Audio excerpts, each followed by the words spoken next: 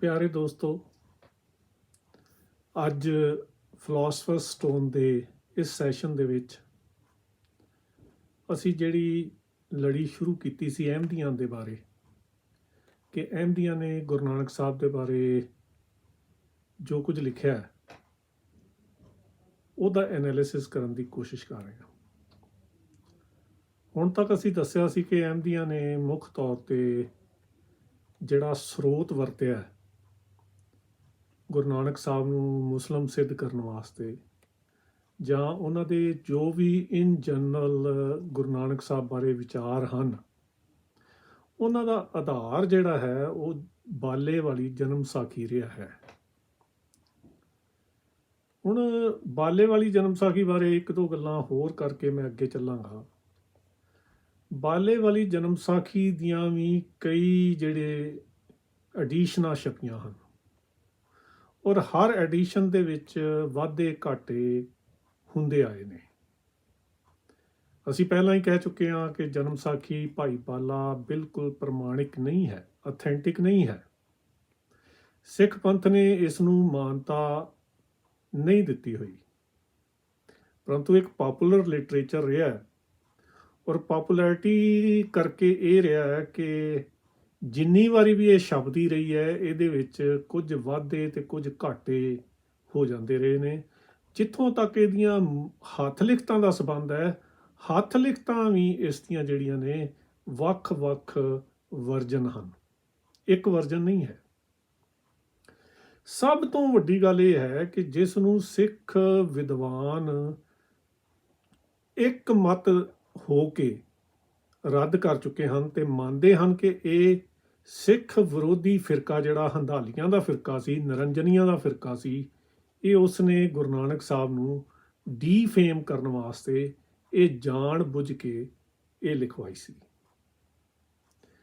ਹੁਣ ਅਹਿਮਦੀ ਭਾਈਆਂ ਨੂੰ ਮੇਰੀ ਇੱਕ ਬੇਨਤੀ ਹੈ ਕਿ ਜੇ ਤੁਸੀਂ ਕਹਿੰਦੇ ਹੋ ਕਿ ਲਵ ਫਾਰ ਆਲ, ਹੇਟਡ ਫਾਰ ਨਨ, ਤਾਂ ਤੁਹਾਨੂੰ ਉਹ ਸਰੋਤ ਹੀ ਕਿਉਂ ਨਜ਼ਰ ਆਉਂਦਾ ਹੈ ਜਿਸ ਨੂੰ ਸਿੱਖ ਜਿਹੜੇ ਨੇ ਉਹ ਇੱਕ ਮਤ ਹੋ ਕੇ ਰੱਦ ਕਰ ਚੁੱਕੇ ਨੇ। ਸੌਖੇ ਤਰੀਕੇ ਨਾਲ ਮੈਂ ਇਹ ਗੱਲ ਫੱਕੀ ਦਿੰਦਾ ਅਹਿਮਦੀਆਂ ਨੂੰ ਕਿ ਮੇਰੇ ਕੋਲ ਇੱਕ ਕਿਤਾਬ ਹੈ, ਰੰਗੀਲਾ ਰਸੂਲ, ਮੁਆਫ ਕਰਨਾ। ਇਹ ਸਿਰਫ ਉਦਾਹਰਨ ਦੇਣ ਲਈ ਮੈਂ ਇਹ ਗੱਲ ਕਹਿਣ ਲਿਆਂਗਾ, ਮੇਰੀ ਕੋਈ ਮਨਸ਼ਾ ਕਿਸੇ ਦਾ ਦਿਲ ਦੁਖਾਉਣਾ ਨਹੀਂ ਹੈ। ਪਰ ਅਹਿਮਦੀ ਹਜ਼ਰਾਤ ਨੂੰ ਸ਼ਾਇਦ ਇਹ ਗੱਲ ਮੇਰੀ ਸਮਝ ਆ ਜਾਏ।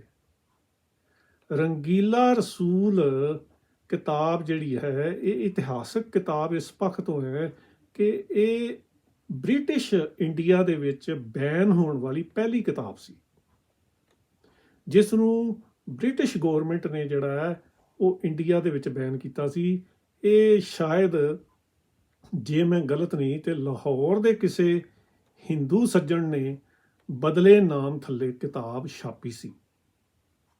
ਰੰਗੀਲਾ ਰਸੂਲ ਦੇ ਵਿੱਚ ਹਜ਼ਰਤ ਮੁਹੰਮਦ ਸਾਹਿਬ ਬਾਰੇ ਬਹੁਤ ਹੀ ਭੱਦੇ ਤਰੀਕੇ ਨਾਲ ਉਹਨਾਂ ਦੀਆਂ ਸ਼ਾਦੀਆਂ ਤੇ ਉਹਨਾਂ ਦੇ ਬਾਰੇ ਇਸ ਤਰ੍ਹਾਂ ਦੀ ਦੂਸ਼ਣਬਾਜ਼ੀ ਕਰਨ ਦੀ ਕੋਸ਼ਿਸ਼ ਕੀਤੀ ਗਈ ਹੈ ਕਿ ਇਹ ਬੰਦਾ ਤਾਂ ਸਿਰਫ ਸੰਭੋਗ ਦੀ ਹੀ ਇਹਨੂੰ ਭੁੱਖ ਸੀ।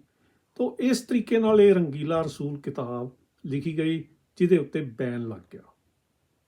ਹੁਣ ਮੈਂ ਅਹਿਮਦੀ ਹਜ਼ਰਾਤ ਨੂੰ ਇਹ ਗੱਲ ਸਮਝਾਉਣੀ ਚਾਹੁੰਦਾ ਕਿ ਇਹ ਜਿਹੜੀ ਜਨਮ ਸਾਖੀ ਬਾਲੇ ਦੀ ਬਾਰ-ਬਾਰ ਵਰਤ ਕੇ ਤੇ ਸਿੱਖਾਂ ਦੀਆਂ ਭਾਵਨਾਵਾਂ ਭੜਕਾਉਂਦੇ ਨੇ, ਇਹਨਾਂ ਨੂੰ ਸਮਝਾਉਣ ਲਈ ਮੈਂ ਇਹ ਗੱਲ ਕਰ ਰਿਹਾ ਕਿ ਕੋਈ ਰੰਗੀਲਾ ਰਸੂਲ ਕਿਤਾਬ ਨੂੰ, ਜਿਹੜੀ ਕਿ ਅੱਜ ਬੈਨ ਹੋਣ ਦੇ ਬਾਵਜੂਦ ਨੈੱਟ 'ਤੇ ਅਵੇਲੇਬਲ ਹੈ, ਉਹਨੂੰ ਕੋਟ ਕਰ ਕਰਕੇ ਮੁਹੰਮਦ ਸਾਹਿਬ ਦੇ ਬਾਰੇ ਲਿਖੇ ਜਾਂ ਲੋਕਾਂ ਨੂੰ ਦੱਸੇ ਤੇ ਤੁਹਾਨੂੰ ਕਿਸ ਤਰ੍ਹਾਂ ਦਾ ਪਸੰਦ ਆਏਗਾ, ਤੁਹਾਨੂੰ ਕਿਸ ਤਰ੍ਹਾਂ ਦਾ ਮਹਿਸੂਸ ਹੋਏਗਾ। ਤੋ ਇਸ ਗੱਲ ਨੂੰ ਜੇ ਤੁਸੀਂ ਸਮਝ ਨਹੀਂ ਸਕੇ ਤਾਂ ਫਿਰ ਤੁਹਾਡੀ ਅਕਲ ਤੁਹਾਡੇ ਕੋਲ। ਹੁਣ ਅਸੀਂ ਅਗਲੀ ਗੱਲ ਕਰਦੇ ਹਾਂ ਕਿ ਅਹਿਮਦੀ ਹਜ਼ਰਾਤ ਜਿਹੜੇ ਨੇ ਉਹ ਕੀ ਗੁਰੂ ਨਾਨਕ ਸਾਹਿਬ ਬਾਰੇ ਬਹੁਤ ਇੱਕ ਸੋਲਿਡ ਪ੍ਰੂਫ ਲੈ ਕੇ ਆਉਂਦੇ ਨੇ।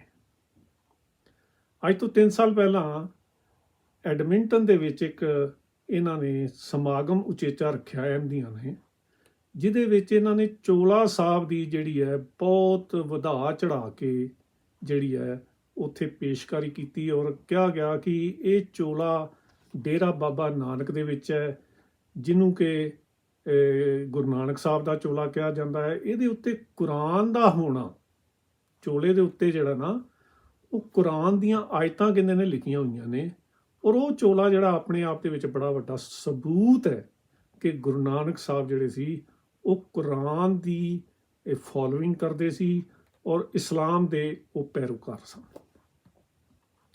ਹੁਣ ਅਗਲੀ ਗੱਲ ਕਰਨ ਤੋਂ ਪਹਿਲਾਂ ਇੱਕ ਦੋ ਗੱਲਾਂ ਮੈਂ ਤੁਹਾਡੇ ਨਾਲ ਕਰਦਾ। ਦੇਖੋ, ਇਹ ਗੱਲ ਮੈਂ ਬਾਰ-ਬਾਰ ਕਈ ਵਾਰੀ ਦੁਹਰਾ ਚੁੱਕਾ ਕਿ ਧਰਮ, ਅੰਧ ਵਿਸ਼ਵਾਸ ਤੇ ਝੂਠ, ਇਹਨਾਂ ਨੂੰ ਨਖੇੜਿਆ ਨਹੀਂ ਜਾ ਸਕਦਾ। ਇਹਨਾਂ ਨੂੰ ਤੁਸੀਂ ਵੱਖ-ਵੱਖ ਨਹੀਂ ਕਰ ਸਕਦੇ। ਤੁਸੀਂ ਜੇ ਅੰਧ ਵਿਸ਼ਵਾਸ ਨੂੰ ਵੱਖ ਕਰੋਗੇ ਤਾਂ ਵੀ ਧਰਮ ਨਹੀਂ ਰਹਿੰਦਾ।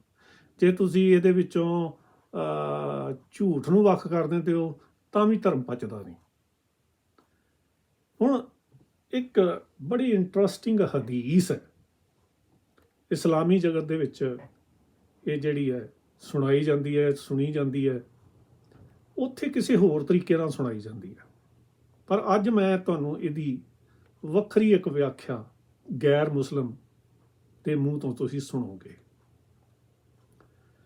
ਉਹ ਹਦੀਸ ਇਸ ਪ੍ਰਕਾਰ ਹੈ ਕਿ ਹਜ਼ਰਤ ਜਿਹੜਾ ਉਮਰ ਸੀ, ਜਿਹੜਾ ਦੂਜਾ ਖਲੀਫਾ ਹੋਇਆ ਸੁੰਨੀਆਂ ਦਾ, ਹਜ਼ਰਤ ਉਮਰ ਨੇ ਇੱਕ ਵਾਰੀ ਇਹ ਕਿਹਾ ਸੀ ਕਿ ਜਿਹੜਾ ਕਾਬੇ ਦਾ ਪੱਥਰ ਹੈ ਨਾ, ਇਹ ਨਾ ਤੇ ਕਿਸੇ ਦਾ ਕੁਝ ਵਿਗਾੜ ਸਕਦਾ ਹੈ ਤੇ ਨਾ ਕਿਸੇ ਨੂੰ ਕੁਝ ਦੇ ਸਕਦਾ ਹੈ। ਤੇ ਮੈਂ ਜਦੋਂ ਉੱਥੇ ਜਾਣਾ ਕਾਬੇ ਦੇ ਵਿੱਚ, ਤੇ ਉਹ ਕਾਬੇ ਦਾ ਸੰਗੇ ਅਸਵਤ ਜਿਹੜਾ ਪੱਥਰ ਹੈ, ਉਹਨੂੰ ਸਿਰਫ ਇਸ ਕਰਕੇ ਉਹਦੀ ਰਿਸਪੈਕਟ ਕਰਦਾ ਕਿਉਂਕਿ ਸਾਡੇ ਪੈਗੰਬਰ ਨੇ ਉਹਦੀ ਰਿਸਪੈਕਟ ਕੀਤੀ ਸੀ। ਹੁਣ ਦੇਖੋ, ਬੜੀ ਅਜੀਬ ਗੱਲ ਹੈ ਵੈਸੇ ਕਿ ਜਿਹੜਾ ਇਸਲਾਮ ਇਹ ਕਹਿੰਦਾ ਹੈ ਕਿ ਅਸੀਂ ਖੁਦਾ ਪ੍ਰਸਤ ਹਾਂ, ਤੌਹੀਦ ਪ੍ਰਸਤ ਹਾਂ, ਉਹ ਵੀ ਅਖੀਰ ਇੱਕ ਪੱਥਰ ਜਿਹੜਾ ਹੈ ਉੱਥੇ ਕਾਬੇ ਦੇ ਵਿੱਚ, ਇੰਨੇ ਕੁ ਆਕਾਰ ਦਾ ਕੋਈ ਪੱਥਰ ਹੈ ਜਿਹਦੀ ਕਿ ਬੇਅਦਬੀ ਖੁਦ ਮੁਸਲਮਾਨਾਂ ਨੇ ਕਈ ਵਾਰੀ ਕੀਤੀ ਹੈ, ਉਹ ਪੱਥਰ ਨੂੰ ਹੀ ਅਖੀਰ ਜਾ ਕੇ ਰਿਸਪੈਕਟ ਦਿੰਦੇ ਨੇ ਤੇ ਇਸ ਤਰ੍ਹਾਂ ਸਮਝਦੇ ਨੇ ਕਿ ਉਹ ਪੱਥਰ ਨੂੰ ਚੁੰਮਣ ਦੇ ਨਾਲ ਸਾਰੇ ਗੁਨਾਹ ਮਨੁੱਖ ਦੇ ਦੂਰ ਹੋ ਜਾਂਦੇ ਨੇ। ਇਹ ਉਹਨਾਂ ਦੀ ਭਾਵਨਾ ਹੈ, ਉਹਨਾਂ ਨੂੰ ਮੁਬਾਰਕ। ਹੁਣ ਵੇਖੋ, ਮੁਹੰਮਦ ਸਾਹਿਬ ਨੇ ਸਾਰੇ ਬੁੱਤ ਜਿਹੜੇ ਨੇ ਕਾਬੇ ਦੇ ਵਿਹੜੇ ਵਿੱਚੋਂ 360 ਬੁੱਤ ਕਹਿੰਦੇ ਨੇ ਕਿ ਕਾਬੇ 'ਚ ਲੱਗੇ ਸੀ। ਜਿੱਦਣ ਫਤਿਹ ਕੀਤਾ ਮੱਕੇ ਨੂੰ, ਉਸ ਦਿਨ ਉਹ ਸਾਰੇ 360 ਦੇ 360 ਬੁੱਤ ਜਿਹੜੇ ਨੇ ਉਹਨਾਂ ਨੇ ਉੱਥੋਂ ਰਿਮੂਵ ਕਰ ਦਿੱਤੇ, ਤੋੜ ਦਿੱਤੇ। ਔਰ ਇਹ ਗੱਲ ਇਸਲਾਮੀ ਇਤਿਹਾਸ ਦੇ ਵਿੱਚ ਬੜੇ ਮਾਣ ਨਾਲ ਸੁਣਾਈ ਜਾਂਦੀ ਹੈ। ਪਰੰਤੂ ਇਹ ਜਿਹੜਾ ਛੋਟਾ ਜਿਹਾ ਇੱਕ ਪੱਥਰ ਹੈ, ਸੰਗੇ ਅਸਵਦ ਜਿਹਨੂੰ ਕਿਹਾ ਗਿਆ ਹੈ, ਇਹ ਜਿਉਂ ਦਾ ਤਿਉਂ ਹੀ ਉੱਥੇ ਰਹਿਣ ਦਿੱਤਾ ਗਿਆ।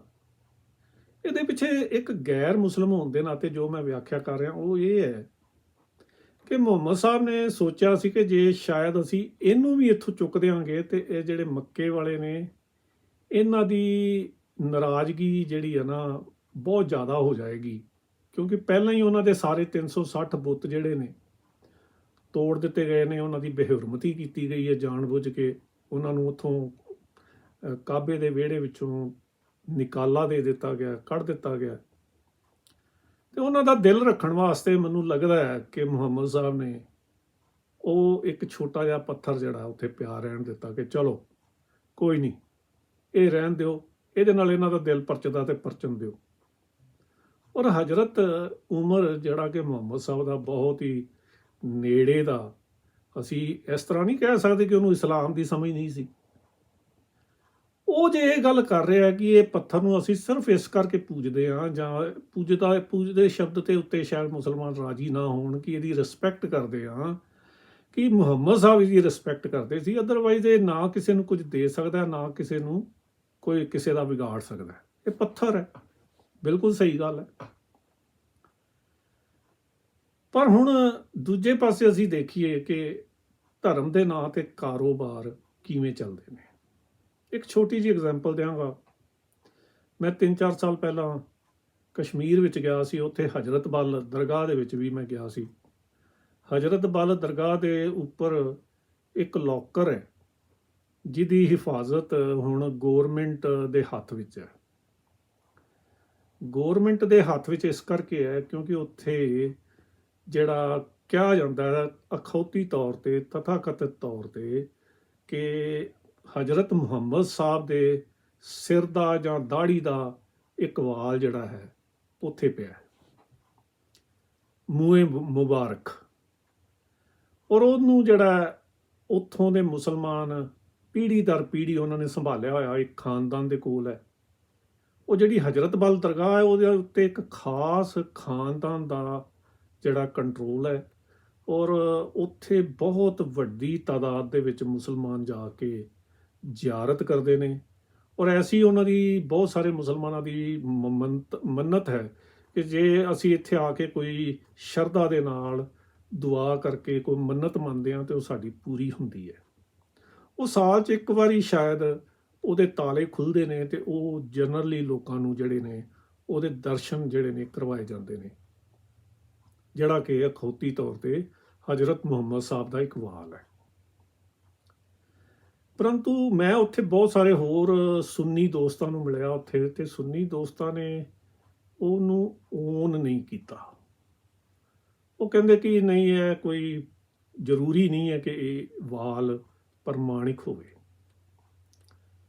ਇਹ ਵਾਲ ਜਿਹੜਾ ਹੈ ਇਹਦੀ ਇੱਕ ਹਿਸਟਰੀ ਜਿਹੜੀ ਹੈ ਕੋਈ 50-60 ਸਾਲ ਪਹਿਲਾਂ ਹਿੰਦੁਸਤਾਨ ਦੇ ਵਿੱਚ ਹੀ ਹੈ। ਜਦੋਂ ਪੰਡਿਤ ਜਵਾਹਰ ਲਾਲ ਨਹਿਰੂ ਪ੍ਰਧਾਨ ਮੰਤਰੀ ਸਨ ਤਾਂ ਕਹਿੰਦੇ ਨੇ ਕਿ ਇਹ ਵਾਲ ਕਿਸੇ ਤਰੀਕੇ ਨਾਲ ਉੱਥੋਂ ਚੋਰੀ ਹੋ ਗਿਆ ਸੀ।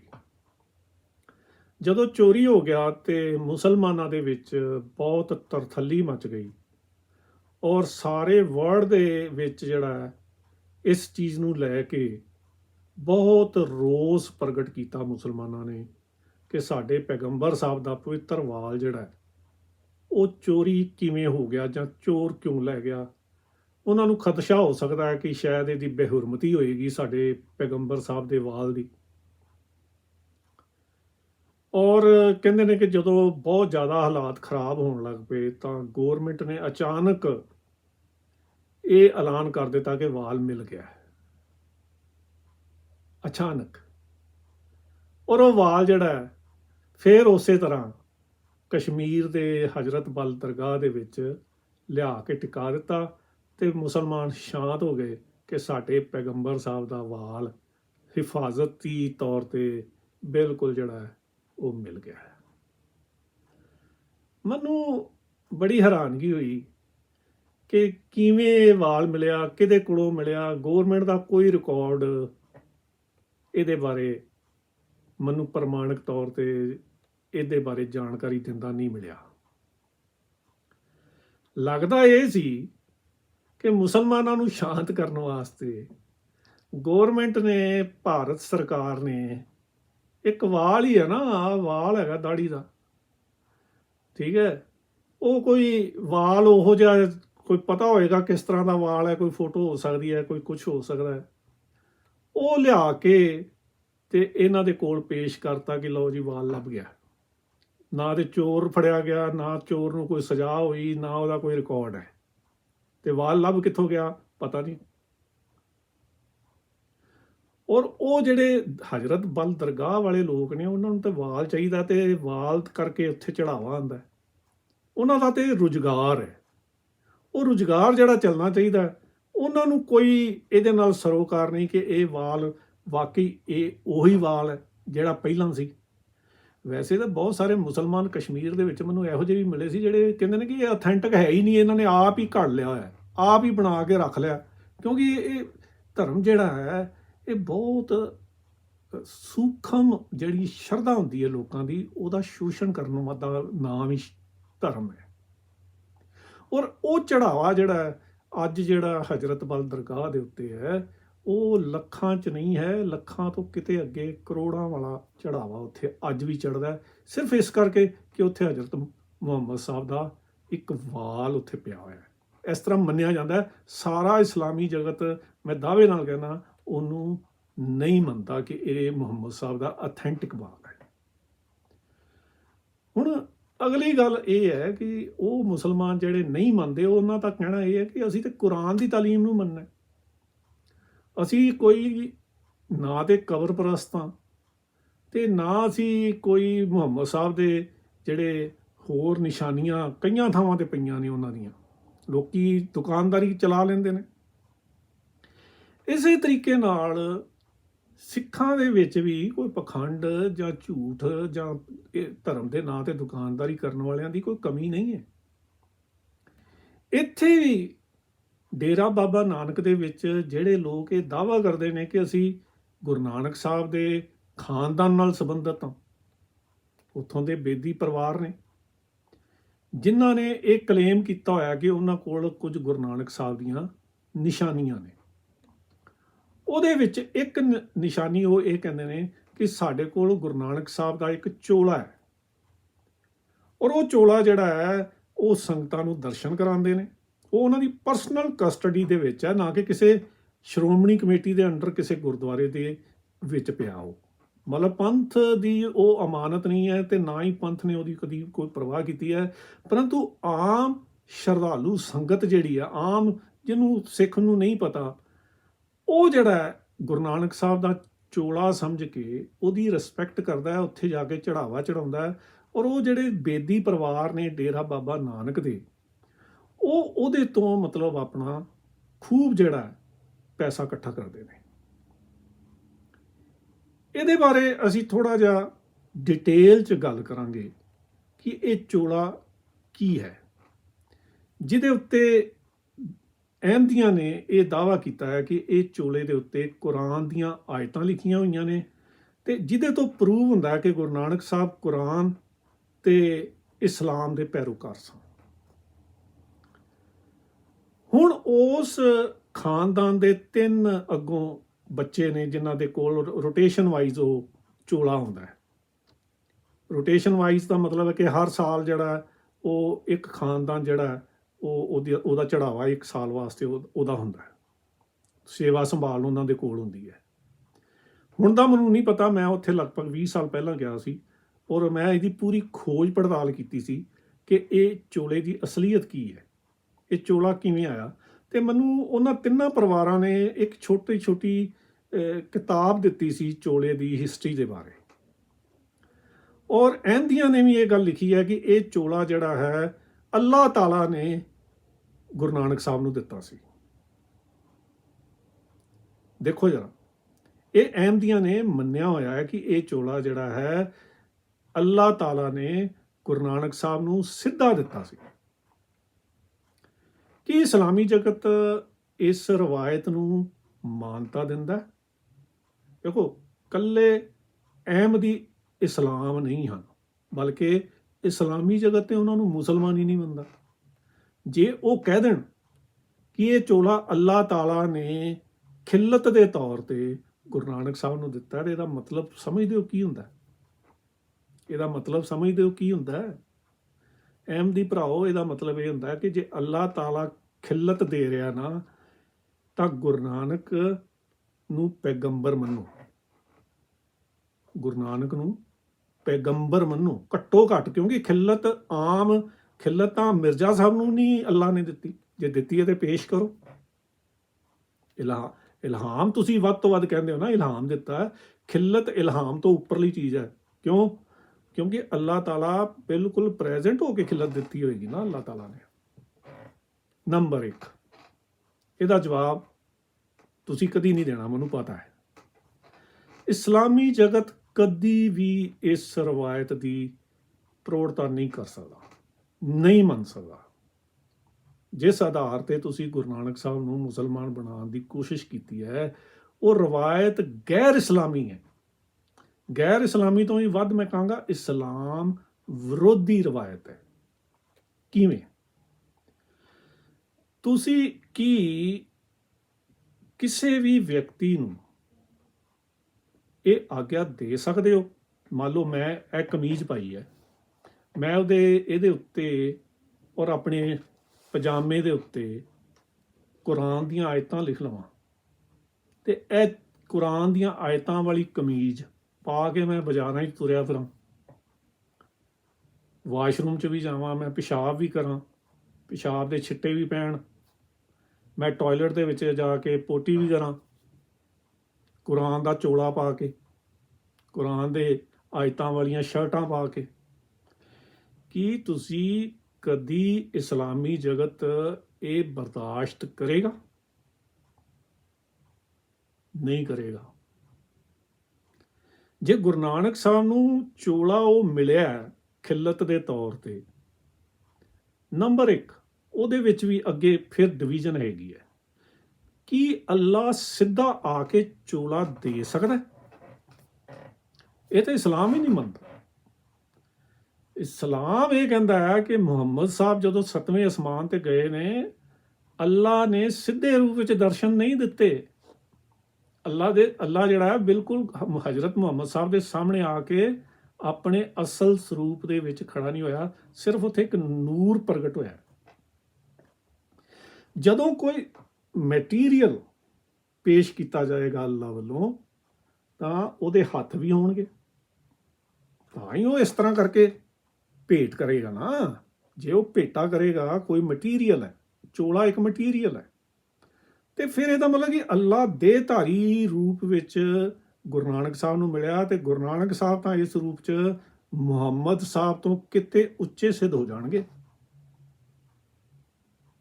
ਐਮਦੀ ਭਰਾਓ, ਤੁਹਾਡੀ ਜਿਹੜੀ ਇਹ ਆਪਣੀ ਬਣਾਈ ਦਲੀਲ ਹੈ, ਇਹ ਤੁਹਾਨੂੰ ਭਾਰੀ ਪੈ ਜਾਏਗੀ ਇਹਦਾ ਜਵਾਬ ਦੇਣਾ, ਕਿਉਂਕਿ ਐਸੀ ਖਿਲਤ ਤਾਂ ਮੁਹੰਮਦ ਸਾਹਿਬ ਨੂੰ ਵੀ ਜਿਹੜੀ ਹੈ ਅੱਲਾ ਨੇ ਉੱਥੇ 7ਵੇਂ ਅਸਮਾਨ ਤੇ ਗਿਆ ਨੂੰ ਨਹੀਂ ਸੀ ਦਿੱਤੀ। ਖਾਲੀ ਹੱਥ ਹੀ ਆਏ ਸੀ ਮੁਹੰਮਦ ਸਾਹਿਬ, ਕੋਈ ਖਿਲਤ ਨਹੀਂ ਮਿਲੀ। ਤੇ ਗੁਰੂ ਨਾਨਕ ਸਾਹਿਬ ਨੂੰ ਧਰਤੀ ਤੇ ਬੈਠਿਆਂ ਨੂੰ ਇਹ ਖਿਲਤ ਮਿਲ ਗਈ। ਸੋਚ ਲਓ ਜਰਾ ਕਿ ਗੁਰੂ ਨਾਨਕ ਸਾਹਿਬ ਦਾ ਰੁਤਬਾ ਫਿਰ ਬਹੁਤ ਉੱਚਾ ਹੈ, ਮੁਹੰਮਦ ਸਾਹਿਬ ਤੋਂ ਉੱਚਾ ਰੁਤਬਾ ਹੈ ਉਹਨਾਂ ਦਾ। ਜੇ ਤਾਂ ਇਸ ਰੂਪ 'ਚ ਤੁਸੀਂ ਕਬੂਲ ਕਰਦੇ ਹੋ ਤੇ ਮੇਰੇ ਖਿਆਲ 'ਚ ਸਿੱਖਾਂ ਨੂੰ ਬੜੀ ਖੁਸ਼ੀ ਹੋਏਗੀ। ਸਿੱਖਾਂ ਨੂੰ ਬਹੁਤ ਖੁਸ਼ੀ ਹੋਏਗੀ ਕਿ ਤੁਸੀਂ ਉਹਨਾਂ ਨੂੰ ਮੁਹੰਮਦ ਸਾਹਿਬ ਤੋਂ ਉੱਪਰ ਤਾਂ ਮੰਨ ਲਿਆ। ਪਰ ਐਸਾ ਹੈ ਨਹੀਂ। ਜਿਹੜੇ ਛੋਟੇ ਛੋਟੇ ਕਿਤਾਬਚੇ ਡੇਰਾ ਬਾਬਾ ਨਾਨਕ ਦੇ ਉਹਨਾਂ ਪਰਿਵਾਰਾਂ ਵੱਲੋਂ ਛਾਪੇ ਜਾਂਦੇ ਨੇ, ਉਹਨਾਂ ਦੀ ਇੱਕ ਸਟੋਰੀ ਇਹ ਹੈ ਕਿ ਉੱਥੋਂ ਦੇ ਬਾਦਸ਼ਾਹ ਨੇ ਇਹ ਖਿਲਤ ਦਿੱਤੀ ਸੀ, ਅੱਲਾ ਨੇ ਨਹੀਂ, ਬਾਦਸ਼ਾਹ ਨੇ ਖਿਲਤ ਦਿੱਤੀ ਸੀ। ਹੁਣ ਇਹ ਫੇਰ ਜਿਹੜੀ ਗੱਲ ਹੈ ਉਹੀ ਆ ਜਾਏਗੀ ਕਿ ਖਿਲਤ ਭਾਵੇਂ ਰੱਬ ਨੇ ਦਿੱਤੀ ਤੇ ਚਾਹੇ ਉਹ ਬਾਦਸ਼ਾਹ ਨੇ ਦਿੱਤੀ। ਜੇ ਉਹ ਖਿਲਤ ਹੈ ਤੇ ਚੋਲਾ ਪਾਉਂਦੇ ਨੇ, ਤੇ ਚੋਲਾ ਕੀ ਪਾਉਣਾ ਇਸਲਾਮੀ ਰਵਾਇਤ ਮੁਤਾਬਕ ਕੁਰਾਨੀ ਚੋਲਾ ਤੁਸੀਂ ਆਗਿਆ ਦਿੰਦੇ ਹੋ ਕਿ ਕੋਈ ਬੰਦਾ ਪਾ ਕੇ ਬਾਜ਼ਾਰਾਂ 'ਚ ਤੁਰੇ ਫਿਰੇ, ਘਰ 'ਚ ਲੇਟਿਆ ਹੋਵੇ ਉਹ ਪਾ ਕੇ। ਜਿਹਨੇ ਉਹ ਚੋਲਾ ਪਾਇਆ ਹੋਏਗਾ ਕਦੀ ਬੈਠਦਾ ਵੀ ਹੋਏਗਾ, ਇਹਦਾ ਮਤਲਬ ਜਦੋਂ ਬੈਠਦਾ ਹੋਏਗਾ ਉਹਦੇ ਪਿਛਲੇ ਪਾਸੇ ਉਹ ਪਿੱਠ ਦੇ ਪਿੱਛੇ ਜਿਹੜਾ ਹੈ ਉਹ ਥੱਲੇ ਵੀ ਆਉਂਦਾ ਹੋਏਗਾ ਕੁਰਾਨ ਦੀਆਂ ਆਇਤਾਂ। ਕੁਰਾਨ ਦੀਆਂ ਆਇਤਾਂ ਦੀ ਤੇ ਬੇਅਦਬੀ ਹੁੰਦੀ ਹੋਏਗੀ ਉਹ ਚੋਲਾ ਪਾ ਕੇ। ਬਈ ਜਰਾ ਸੋਚ ਚੋ, ਅਕਲ ਨੂੰ ਹੱਥ ਮਾਰੋ, ਤੁਸੀਂ ਕੀ ਕਹਿ ਰਹੇ ਹੋ, ਕੀ ਕਹਿਣਾ ਚਾਹੁੰਦੇ ਹੋ? ਇਹ ਚੋਲਾ ਤੁਹਾਡੇ ਲਈ ਵੱਡੀ ਪ੍ਰੋਬਲਮ ਕ੍ਰੀਏਟ ਹੋਏਗੀ, ਜਿਹਨੂੰ ਹੁਣ ਤੱਕ ਤੁਸੀਂ ਬਹੁਤ ਵੱਡਾ ਸਬੂਤ ਪੇਸ਼ ਕਰਦੇ ਹੋ ਨਾ। ਮੈਂ ਅਜੇ ਅੱਗੇ ਚੱਲ ਰਿਹਾ, ਇਹਦਾ ਜਵਾਬ ਤੁਸੀਂ ਦੇ ਨਹੀਂ ਸਕਣਾ।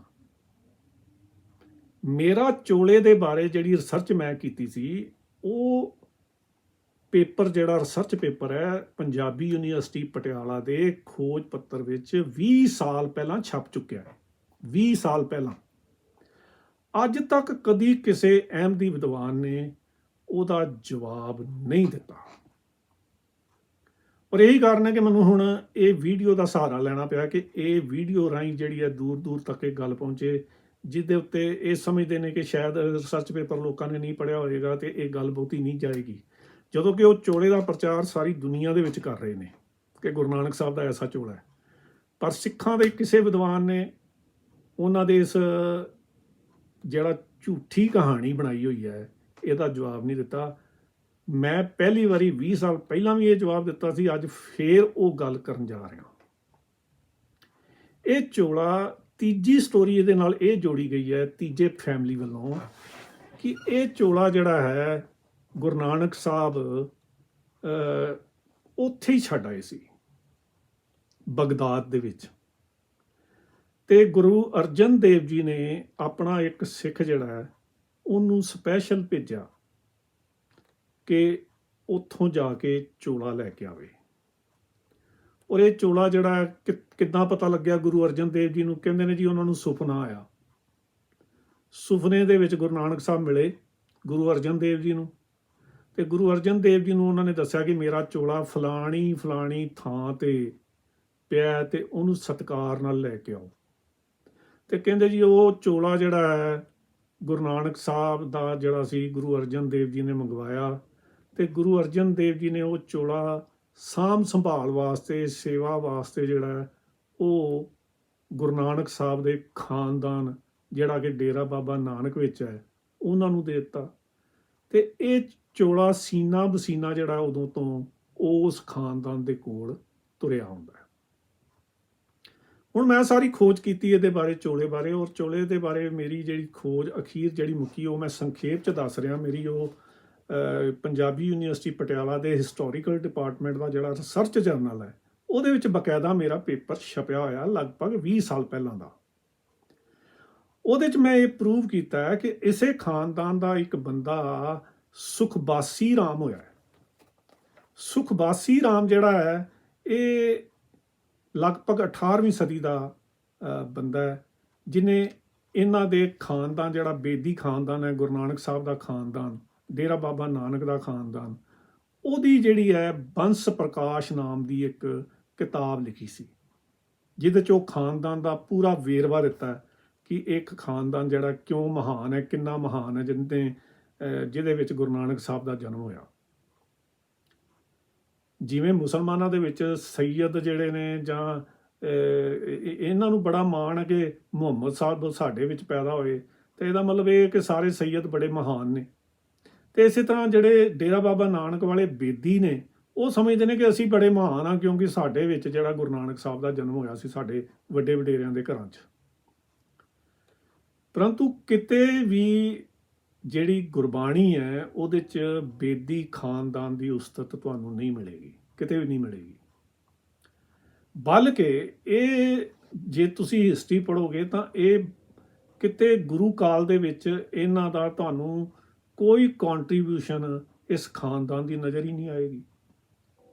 ਕਿਤੇ ਵੀ ਤੁਹਾਨੂੰ ਬੇਦੀ ਖਾਨਦਾਨ ਦੇ ਇਹਨਾਂ ਨੇ ਮਤਲਬ ਮਹੰਤਸ਼ਾਹੀ ਤਾਂ ਕੀਤੀ ਹੋਏਗੀ, ਆਪਣੇ ਆਪਣੀਆਂ ਗੱਦੀਆਂ ਤੇ ਲਾਈਆਂ ਹੋਣਗੀਆਂ, ਪਰੰਤੂ ਗੁਰੂ ਕਾਲ ਦੇ ਵਿੱਚ ਘੱਟੋ ਘੱਟ ਗੁਰੂ ਕਾਲ ਦੇ ਵਿੱਚ ਇਹਨਾਂ ਦੀ ਕੋਈ ਕੰਟਰੀਬਿਊਸ਼ਨ ਤੁਹਾਨੂੰ ਜਿਹੜੀ ਹੈ ਵੇਖਣ ਨੂੰ ਨਹੀਂ ਮਿਲੇਗੀ। ਪਰੰਤੂ ਹੁਣ ਜਦੋਂ ਇਹ ਮਹਾਰਾਜਾ ਰਣਜੀਤ ਸਿੰਘ ਦਾ ਟਾਈਮ ਸੀ ਤਾਂ ਇਸ ਖਾਨਦਾਨ ਨੇ ਮਤਲਬ ਆਪਣੇ ਆਪ ਨੂੰ ਜਿਹੜਾ ਐਸਟੈਬਲਿਸ਼ ਕੀਤਾ ਮੁੜ ਕੇ, ਔਰ ਇਸ ਤਰ੍ਹਾਂ ਦੀਆਂ ਜਗੀਰਾਂ ਜਿਹੜੀਆਂ ਮਹਾਰਾਜਾ ਰਣਜੀਤ ਸਿੰਘ ਦੇ ਦਿੰਦਾ ਸੀ, ਜਿਹੜਾ ਬੰਦਾ ਆਪਣੇ ਆਪ ਨੂੰ ਗੁਰੂ ਅੰਸ ਬੰਸ ਕਹਿੰਦਾ ਸੀ, ਤਾਂ ਉਸ ਵੇਲੇ ਇਹਨਾਂ ਨੇ ਇਹ ਚੋਲਾ ਜਿਹੜਾ ਹੈ ਗੁਰੂ ਆਪਣਾ ਸਿੱਖ ਕਾਲ ਦੇ ਵਿੱਚ ਜਿਹਨੂੰ ਅਸੀਂ ਕਹਿ ਸਕਦੇ ਹਾਂ, ਇਹ ਉਹਨਾਂ ਦਿਨਾਂ ਦੇ ਵਿੱਚ ਇਹ ਚੋਲਾ ਇੱਥੇ ਸਥਾਪਿਤ ਕਰ ਲਿਆ। ਔਰ ਲੋਕਾਂ ਕੋਲੋਂ ਮੱਥੇ ਟਿਕਾਉਣ ਲੱਗ ਪਏ, ਸਿੱਖ ਸਰਦਾਰ ਆਉਣ ਲੱਗ ਪਏ। ਸਿੱਖ ਸਰਦਾਰਾਂ ਨੇ ਵੀ ਗੁਰੂ ਨਾਨਕ ਸਾਹਿਬ ਦਾ ਚੋਲਾ ਸਮਝ ਕੇ ਇਹਨਾਂ ਨੂੰ ਸ਼ਾਬਾਸ਼ ਤੇ ਸਰਪ੍ਰਸਤੀ ਦੇਣੀ ਸ਼ੁਰੂ ਕਰ ਦਿੱਤੀ। ਇਹ ਅਸਲੀਅਤ ਹੈ ਚੋਲੇ ਦੀ ਕਿ ਸੁਖਬਾਸੀ ਰਾਮ ਦਾ ਜਿਹੜਾ ਬੰਸ ਪ੍ਰਕਾਸ਼ ਨਾਮ ਦਾ ਗ੍ਰੰਥ ਹੈ ਉਹਦੇ ਵਿੱਚ ਇਸ ਚੋਲੇ ਦਾ ਕੋਈ ਜ਼ਿਕਰ ਨਹੀਂ ਹੈ। ਜੇ ਸੁਖਬਾਸੀ ਦੇ ਟਾਈਮ ਦੇ ਵਿੱਚ ਇਹ ਚੋਲਾ ਉੱਥੇ ਹੁੰਦਾ ਤਾਂ ਉਹਨੇ ਵੀ ਇਸ ਚੋਲੇ ਦੇ ਬਾਰੇ ਬੜੀ ਡਿਟੇਲ 'ਚ ਆਪਣੇ ਗ੍ਰੰਥ ਦੇ ਵਿੱਚ ਇਨਫੋਰਮੇਸ਼ਨ ਦੇਣੀ ਸੀ, ਪਰੰਤੂ ਸੁਖਬਾਸੀ ਦੇ ਗ੍ਰੰਥ ਦੇ ਵਿੱਚ ਇਸ ਚੋਲੇ ਦਾ ਕੋਈ ਜ਼ਿਕਰ ਨਾ ਹੋਣਾ ਇਹ ਗੱਲ ਪ੍ਰੂਵ ਕਰਦਾ ਹੈ ਕਿ ਸੁਖਬਾਸੀ ਦੇ ਟਾਈਮ ਤੱਕ ਵੀ ਜਦੋਂ ਉਹ ਗ੍ਰੰਥ ਲਿਖਿਆ ਗਿਆ, ਗੁਰੂ ਨਾਨਕ ਬੰਸ ਪ੍ਰਕਾਸ਼ ਜਿਹੜਾ ਕਿ ਪੰਜਾਬੀ ਯੂਨੀਵਰਸਿਟੀ ਪਟਿਆਲਾ ਨੇ ਛਾਪਿਆ ਵੀ ਹੋਇਆ, ਉਦੋਂ ਤੱਕ ਇਹ ਚੋਲਾ ਉੱਥੇ ਨਹੀਂ ਸੀ। ਇਹ ਜਿੰਨੀ ਵੀ ਬਾਅਦ ਵਿੱਚ ਕਹਾਣੀ ਬਣਾਈ ਗਈ ਹੈ, ਹਾਂਜੀ, ਇਹ ਸਾਰੀ ਮਨ ਘੜਤ ਹੈ। ਕੇਵਲ ਜਿਹੜੀ ਹੈ ਲੋਕਾਂ ਦਾ ਜਿਹੜਾ ਉਹ ਸ਼ਰਧਾ ਸੀ ਉਹਨੂੰ ਆਧਾਰ ਬਣਾ ਕੇ ਉਹਦਾ ਸ਼ੋਸ਼ਣ ਕਰਨ ਵਾਸਤੇ ਇਹ ਜਿਹੜੀ ਹੈ ਇੱਕ ਕਲਪਤ ਮਿੱਥ ਬਣਾ ਕੇ ਤੋਰ ਦਿੱਤੀ, ਜਿਹਨੂੰ ਕਿ ਭੋਲੇ ਭਾਲੇ ਸਿੱਖ ਜਿਹੜੇ ਨੇ ਉਹ ਵੀ ਉੱਥੇ ਜਾ ਕੇ ਮੱਥੇ ਟੇਕੀ ਜਾਂਦੇ ਨੇ ਔਰ ਚੜਾਵੇ ਚੜਾਈ ਜਾਂਦੇ ਨੇ, ਔਰ ਉਹਨਾਂ ਦਾ ਬਹੁਤ ਵਧੀਆ ਕੰਮ ਚੱਲ ਰਿਹਾ ਹੈ। ਸ਼੍ਰੋਮਣੀ ਕਮੇਟੀ ਨੇ ਉਹਦੇ ਉੱਤੇ ਕਦੀ ਕਲੇਮ ਨਹੀਂ ਕੀਤਾ, ਨਾ ਹੀ ਇਹ ਸਿੱਖ ਸਿਧਾਂਤ ਬਣਦਾ। ਸਿੱਖ ਸਿਧਾਂਤ ਤਾਂ ਫਿਰ ਇਹੀ ਹੈ ਕਿ ਗੁਰੂ ਸਾਹਿਬ ਨੇ ਗੁਰਿਆਈ ਗੁਰੂ ਗ੍ਰੰਥ ਸਾਹਿਬ ਨੂੰ ਦਿੱਤੀ ਹੈ ਤੇ ਗੁਰੂ ਗ੍ਰੰਥ ਸਾਹਿਬ ਨੂੰ ਹੀ ਮੰਨਾਂਗੇ। ਅਸੀਂ ਗੁਰੂਆਂ ਦੇ ਚੋਲਿਆਂ ਚੋਂ ਕੱਪੜਿਆਂ ਚੋਂ ਕੀ ਲੈਣਾ। ਤਾਂ ਸਭ ਤੋਂ ਵੱਡੀ ਗੱਲ, ਇਹ ਚੋਲੇ ਦੇ ਉੱਤੇ ਜੇ ਕੁਰਾਨ ਦੀਆਂ ਆਇਤਾਂ ਨੇ ਤਾਂ ਫਿਰ ਉਹ ਆਇਤਾਂ ਦਾ ਜਿਹੜਾ ਆਧਾਰ ਹੈ ਕਿ ਇਸਲਾਮੀ ਜਗਤ ਜਿਹੜਾ ਮੇਰਾ ਇਹ ਲਾਸਟ ਫਿਰ ਮੈਂ ਕੁਐਸਚਨ ਦੁਹਰਾ ਕੇ ਬੰਦ ਕਰ ਰਿਹਾ ਵੀਡੀਓ, ਕਿ ਤੁਸੀਂ ਇਜਾਜ਼ਤ ਦਿੰਦੇ ਹੋ ਅੱਜ ਕਿਸੇ ਨੂੰ ਕਿ ਆਪਣੀਆਂ ਸ਼ਰਟਾਂ ਦੇ ਉੱਤੇ ਮੈਂ ਕੁਰਾਨ ਦਾ ਪਾਠ ਲਿਖਾ ਲਵਾਂ, ਆਪਣੀ ਸ਼ਰਟ ਦੇ ਉੱਤੇ ਲਿਖਵਾ ਲਵਾਂ ਤੇ ਫਿਰ ਮੈਂ ਜਿੱਥੇ ਮਰਜ਼ੀ ਤੁਰਿਆ ਫਿਰ ਬਾਜ਼ਾਰਾਂ ਦੇ ਵਿੱਚ ਤੁਰਾਂ, ਮੈਂ ਬਾਥਰੂਮਾਂ 'ਚ ਜਾਵਾਂ ਜਾਂ ਮੈਂ ਹੋਰ ਭੈੜੀ ਤੋਂ ਭੈੜੀ ਥਾਂ ਤੇ ਵੀ ਉਹ ਚੋਲੇ ਪਾ ਕੇ ਚਲਾ ਜਾਵਾਂ, ਕੀ ਤੁਸੀਂ ਮੈਨੂੰ ਅਲਾਓ ਕਰੋਗੇ?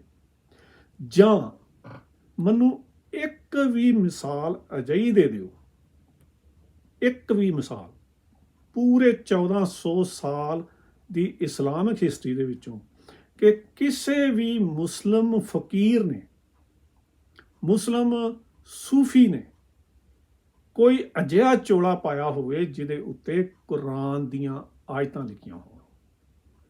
ਕੁਰਾਨ ਦੀਆਂ ਆਇਤਾਂ ਲਿਖ ਕੇ ਚੋਲਾ ਪਾਉਣ ਵਾਲੇ ਨੂੰ ਤੁਸੀਂ ਕੀ ਕਹੋਗੇ? ਇਹ ਇਸਲਾਮੀ ਜਗਤ ਮੈਨੂੰ ਦੱਸੇ ਕਿ ਉਹ ਇਸ ਨੂੰ ਪ੍ਰਵਾਨ ਕਰਦੇ ਨੇ। ਮੇਰਾ ਖਿਆਲ ਹੈ ਬਿਲਕੁਲ ਹਰਗਿਜ਼ ਇਸਲਾਮੀ ਜਗਤ ਔਰ ਸਿੱਖ ਜਗਤ ਵੀ ਬਿਲਕੁਲ ਕਿਸੇ ਨੂੰ ਇਜਾਜ਼ਤ ਨਹੀਂ ਦਿੰਦਾ ਕਿ ਉਹ ਗੁਰੂ ਗ੍ਰੰਥ ਸਾਹਿਬ ਦੀ ਬਾਣੀ ਨੂੰ ਆਪਣੀਆਂ ਸ਼ਰਟਾਂ ਦੇ ਉੱਤੇ ਲਿਖ ਕੇ ਤੇ ਉਹ ਪਾਵੇ ਔਰ ਬਾਜ਼ਾਰਾਂ 'ਚ ਘੁੰਮੇ ਔਰ ਇਸ ਤਰ੍ਹਾਂ ਜਨਤਕ ਤੌਰ ਤੇ ਅਜਿਹੇ ਕੱਪੜੇ ਪਾਵੇ ਜਿਹਦੇ ਉੱਤੇ ਸਿੱਖੀ ਦੇ ਚਿੰਨ੍ਹ ਹੋਣ। ਤੇ ਇਸਲਾਮ ਵੀ ਹਰਗਿਜ਼ ਵਾਸਤੇ ਅਜਿਹੀ ਇਜਾਜ਼ਤ ਨਹੀਂ ਦਿੰਦਾ। ਤੋ ਇਹ ਜਿਹੜਾ ਇਹਨਾਂ ਨੇ ਇੱਕ ਬਹੁਤ ਵੱਡਾ ਆਪਣੇ ਵੱਲੋਂ ਸਬੂਤ ਬਣਾਉਣ ਦੀ ਕੋਸ਼ਿਸ਼ ਕੀਤੀ ਹੈ ਮਿਰਜ਼ਈਆਂ ਨੇ, ਕਾਦੀਆਨੀਆਂ ਨੇ, ਇਹ ਬਿਲਕੁਲ ਨਿਰਾਧਾਰ ਹੈ। ਅਜੇ ਇੱਕ ਵੀਡੀਓ ਹੋਰ ਦਾ ਇੰਤਜ਼ਾਰ ਕਰੋ। Thank you.